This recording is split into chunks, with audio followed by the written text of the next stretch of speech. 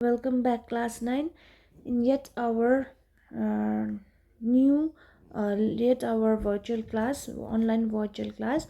From today, I'll be starting with the title, The Sangam Age. Okay, so I have already distributed what are the syllabus. In this Sangam Age, there are two important topics that we need to study, that is the sources and a brief study of society and economy. So let's proceed further. So, introduction, let's understand what is like Sangam age. It's a brief intro. Okay, the period roughly between 3rd century BC and 3rd century AD in South India uh, is known as Sangam period. Okay, so the area where this Sangam area like empire age was developed. Okay, it was in the like area lying in the south of river Krishna and Tungabhadra. Okay, it has been named after the Sangam academies held during that period that flourished under the royal patronage of Pandya king of Madurai. Okay, so you don't need to just write this one. Okay, no need to copy down this one, but you just need to understand the idea. Okay, at the Sangams, eminent scholars assembled and functioned as the board of censors, and the choicest literature was rendered and the nature of in the nature of their anthologies. Okay, so it is just important key topics only. Okay, these works were earliest specimens of Dravidian literature. So it was the specific specimen written by the Dravidians, because Dravidians was used for the first time by Robert Cladwell in his book on Dravidian grammar. The Dravidians refers to the various people or a various group of people who natively speak languages belonging to the Dravidian language. Okay, they used to be found in South India and includes the modern states of Tamil Nadu, Andhra Pradesh, Kerala and Karnataka. Okay, so these are just a rough idea that who Dravidians were. You can find this who the Dravidians can be in page number H167 of your book. Oh, I'm sorry, 166 of your book. So, according to the Tamil legends, there were three Sangams, Academy of Tamil Poets, held in the ancient South India, popularly known as Manchuganam. Okay, Manchuganam. So the first Sangam is believed to be held in Madurai, attended by the gods and legendary sages. No literary work of this age is available. Okay.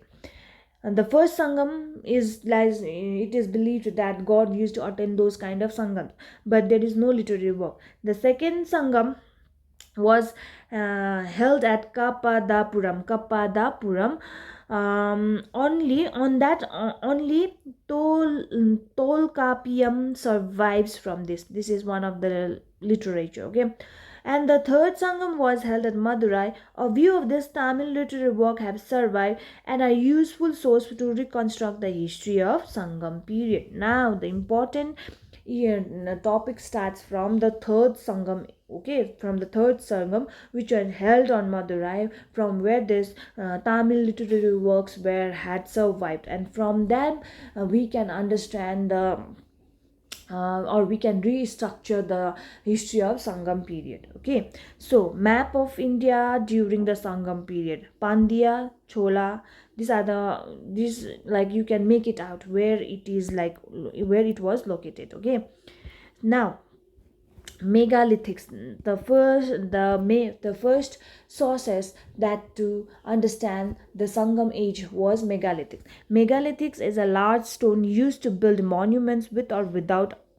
other stones. Okay, in my like first class also, like in Harappa civilization, we talked about megalithic burials, right? So in the same way, these are the same things like stone mounting over them and making a burial or such a tomb kind structure.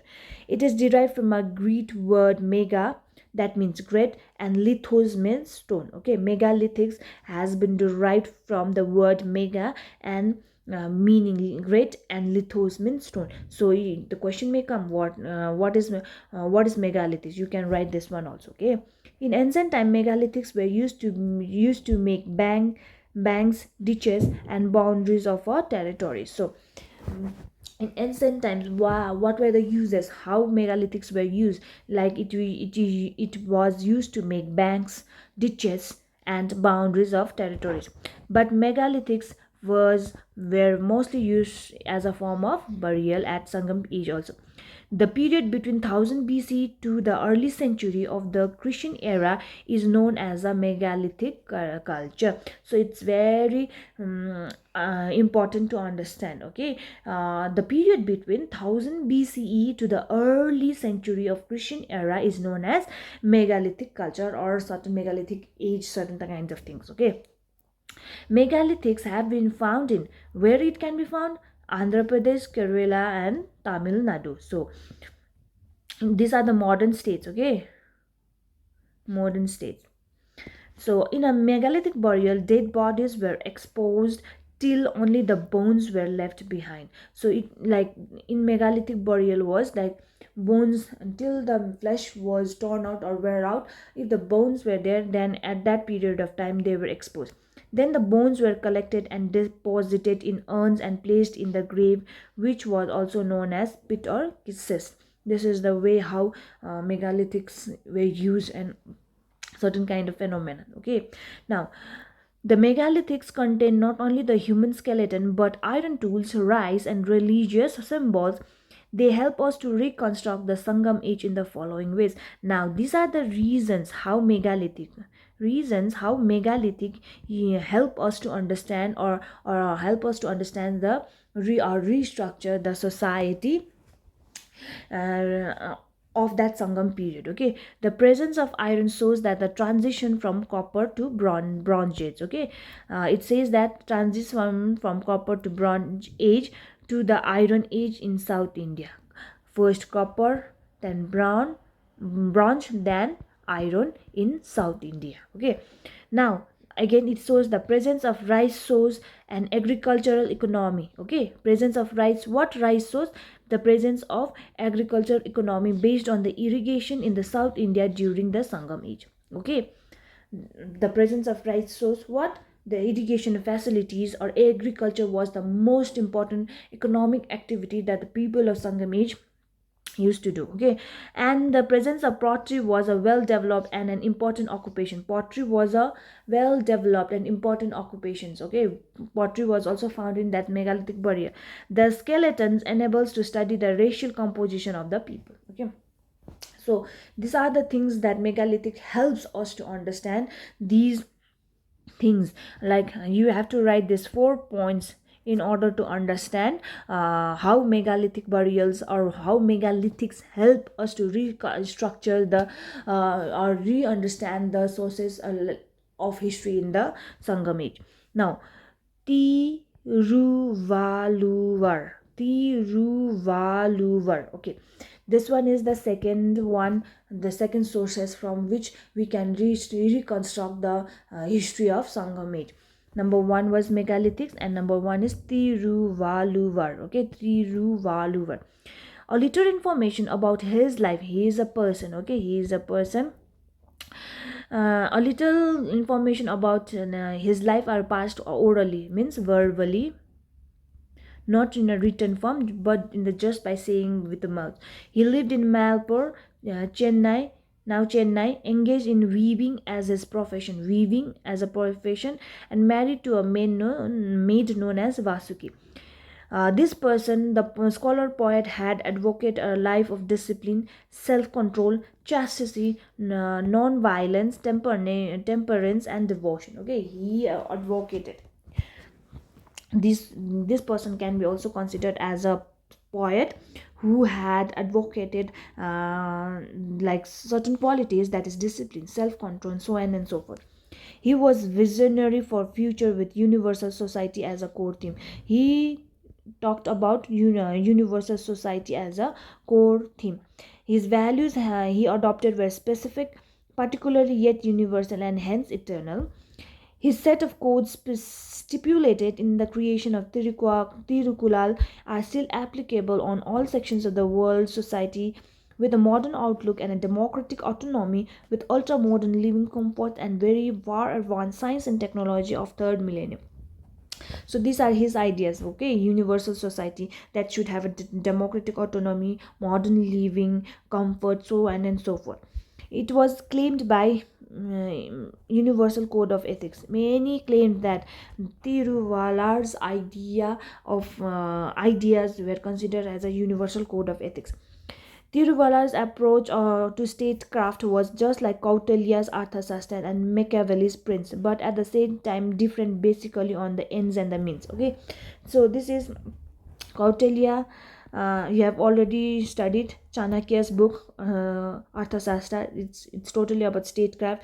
Machiavelli, Niccolo Machiavelli also has, he says that a man should be lion as well as a fox. This is kind of qualities that you will be studying if you go in for higher studies also. So Tiruvalar's approach to statecraft is also the same way, but it differs in the end and the means. Okay, so this is his idea about the society, or his idea about the ethics that he used to preach. Moreover, Tirukulal etymology means that holy couplets, text having two lines with seven words each in Tamil poetic vena metre. Okay, so it has 1330 couplets with 133 chapters and containing 10 couplets. Okay, Tirukal is moral compendium which has been classified under three major headings, that is Aram, that means righteousness, Poral means wealth, and Iba means enjoyment. So you need to write this one. This one is also very important. The ideological implication of this title is that one must earn wealth through righteous means, and enjoyment becomes imminent through which leads to enlightenment. So these three simultaneous results is related to the it's related to men's uh, livelihood, related how men should lead a life, that men should earn wealth with righteousness, and that gives an enjoyment, and that provides enjoyment and ultimately leads to the enlightenment.